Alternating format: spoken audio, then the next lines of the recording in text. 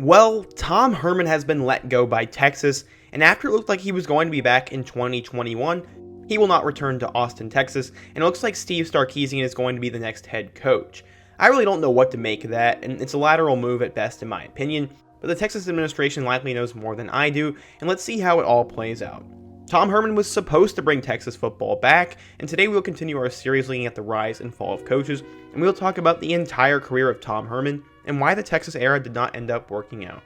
But first, be sure to subscribe to the channel if you love college football, like the video to help it get in the algorithm, suggest what coach I should do a video on next, and turn on post notifications so you never miss another upload. Now let's get started and talk about the rise and fall of Tom Herman. We always go back and look at how the coach comes to coaching power to begin with, so let's go back in time and talk about Tom's rise. Tom Herman was born in Cincinnati, Ohio, but he was raised in California and was a high school football star. He eventually went to California Lutheran for football, and he was an all-conference wide receiver there, and then he graduated with a master's degree from Texas. Obviously, the NFL was not going to be in the cards, but he went straight into coaching. His first stop was at Texas Lutheran as a receivers coach, then he took a graduate assistant job at Texas where he was there for 1 year. He then went across the state and joined Sam Houston State's staff for 4 years, and the Bearcats' offense was actually ranked second nationally in passing offense, and his stock was beginning to climb. From there, he became the offensive coordinator for Texas State, and he helped them make a deep run in the FCS playoffs, and he had one of the top players in the country in Barrett Neely. In 2007, he went to Rice where he helped transform their offense, then he got his first Power 5 head coaching job at the offensive coordinator position at Iowa State. During his 3 years in Ames, the offense improved considerably, and he broke numerous team and player school records. He had developed some of the best players in Cyclones history, and then Herman got his big break as he was hired by Ohio State as the offensive coordinator. He became pretty high profile there and helped the Buckeyes win a national title in 2014. After the season, he won the Broyles Award, and he was going to get his first head coaching gig. The Cougars already had a young star at quarterback in Greg Ward Jr., and an eventual NFL wide receiver in DeMarcus Ayers. The Cougars had beaten Louisville and Vanderbilt in the non-conference, and then also had beaten number 21 Memphis, number 16 Navy, number 20 Temple, and number 9 Florida State in the Peach Bowl in 2015. Their one loss was to a bad UConn team. They had gone 12-1, and the Tom Herman hype was unreal, and they were going to have a chance to do something special in 2016. Greg Ward was back at quarterback, Duke Catalon was going to be the running back, and Linnell Bonner was a 1,000-yard receiver, and they had a defense anchored by future NFL players Ed Oliver, Tyus Bowser, and Matthew Adams. They began the season ranked number 15 and would have a chance to shock the college football world with their Week 1 matchup. They were set to face number 3 Oklahoma in their first game. The Sooners had Baker Mayfield, Joe Mixon, and Dede Westbrook, but Greg Ward and Steven Dunbar would have 2 of their best career games as they led by 2 going into half. Oklahoma came on to attempt a field goal in the second half, but Houston put a deep man in and returned it 100 yards for the touchdown, and at one point, Houston took a 33-17 lead, and they won the game. Houston got one of the biggest wins of a Group of 5 school ever, and if they could just go undefeated, they would make the college football playoff because they actually had a signature win. They then beat Lamar, Cincinnati, Texas State, and UConn, and were ranked number 6 in the country. Sadly, they lost by 6 to a tough Navy team, and the dream of getting there was almost dead. It was super sad for me back in the day because I really wanted them to make the playoff, but they did beat Tulsa the following week and kept the dream alive. Then it all came to an official end as they blew it to SMU in blowout fashion, and the dream was in the drain. But as Tom Herman would do at Texas and at Houston, when their back was against the wall, they'd beat a big team.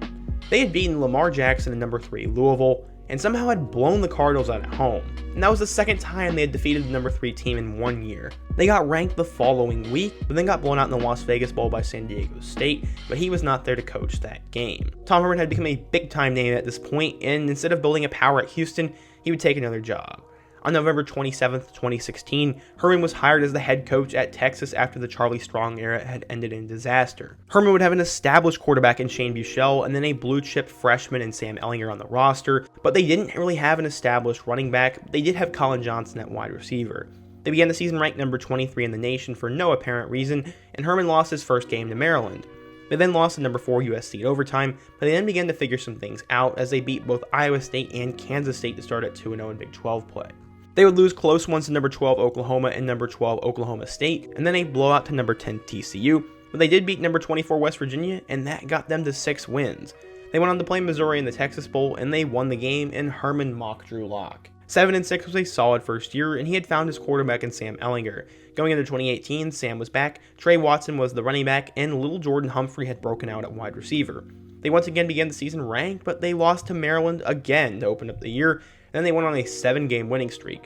In that time frame, they had beaten number 22 USC, number 17 TCU, and number 7 Oklahoma, and the Horns were ranked number 9 in the country, or they lost to Oklahoma State in a close one, and then West Virginia after a miracle pass and a Will Greer 2-point conversion. They did win their last 3 games though and went to the Big 12 Championship, where they lost to Oklahoma in a rematch. They were paired with Georgia in the Sugar Bowl, and they went on to win, and Ehlinger declared that Texas was back. There was a lot of hype going into the 2019 season as Ehlinger returned. Keontae Ingram was the running back, and they had 2 dynamite wide receivers in Devin Duvernay and Colin Johnson. They began ranked number 10 and then lost a thriller in Week 2 against Joe Burrow and LSU, but would win 3 straight to keep their playoff hopes alive. Sadly, they lost to Oklahoma, and the playoff hopes were done, and then they beat Kansas at home by 2 by way of a miracle field goal. They then lost to TCU, Iowa State, and Baylor in a span of 4 games, but they did beat number 16 Kansas State and Texas Tech to finish with 7 regular season wins. They matched up with number 11 Utah in the Alamo Bowl, and they beat them badly to finish with an 8-5 record. The seat was warm for Herman, but 2020 was going to be another chance. Ehlinger was back for year 4. They had a star freshman running back in Bijan Robinson, and a couple of good wide receivers in Brennan Eagles, Joshua Moore, and Michigan transfer Tariq Black. They brought in Mike Urich as the offensive coordinator and Chris Ash as the defensive coordinator, but things didn't change a whole lot. They beat UTEP in Week 1 before they needed a miraculous comeback to beat Texas Tech in Week 2, and that's when I was really concerned for Herman's job. They followed it up with back-to-back losses to TCU and Oklahoma, and the Herman seat officially was on fire. They beat number 6 Oklahoma State in overtime to kind of calm the flames, but in their biggest game of the year against Iowa State, they lost and they were not going to the Big 12 Championship. They matched up with Colorado in the Alamo Bowl for the 2nd straight year, and after Ehlinger went down with an injury, backup quarterback Casey Thompson came in and tied the school record with 4 touchdowns in a bowl game, and they killed the Buffaloes, and there was actually a lot of momentum for next year. The administration said earlier in December that Herman was going to be the coach for 2021, but that all went out the window today as he was fired. It looks like Steve Sarkisian will be the next head coach of the Longhorns after he went to the Nick Saban Rehabilitation Coaching Clinic and won the Broyles Award. So why has Tom Herman struggled so much at Texas, and why did he ultimately not make it? Well, he's had a ton of off-the-field issues, but I'm not really going to speak about his personality or those things he's been accused of, but Texas did not like the PR thing, and some people thought he was kind of a shady guy. Like a lot of coaches that come to big-time programs, he was expected to bring the program back to glory, but he never got over the hump. His teams would always lose a game, get counted out, and then they would bounce back and make it seem like everything was okay, but people didn't ask why they lost those bad games to begin with. I'm sure the fans were absolutely enraged, but the administration didn't really look at it. Personally, I think Ehlinger had the heart and some talent to be a good player, but he was never an elite quarterback capable of winning big games and conference championships, as he only got them to 1. Herman arrived at a time where Oklahoma had 3 straight star quarterbacks, including 2 Heisman winners, and they were just a step above Texas, and I never thought Herman was going to pass the Sooners, and when you can't beat your arch rival and win those Big 12 titles, Texas is going to fire their coach. Herman did go 4-0 in bowl games, but he only got to 1 Big 12 championship game, and they had always lost to teams they shouldn't have, and they couldn't put teams away. Losing Quinn Ewers was a big-time letdown for the fan base, and again, I like Sam, but they had a lot of talented quarterbacks on the roster, and maybe one of the other guys should have gotten a chance. In Herman's time at Texas, they only won 2 games by more than 20 points, showing they were never dominant, and the only Big 12 team that had it less was Kansas. I thought Tom Herman was going to change the Texas culture and bring them back, but after this year, I knew he was going to be gone, and let's see what Steve Sarkisian can do, or whatever other dude they bring in.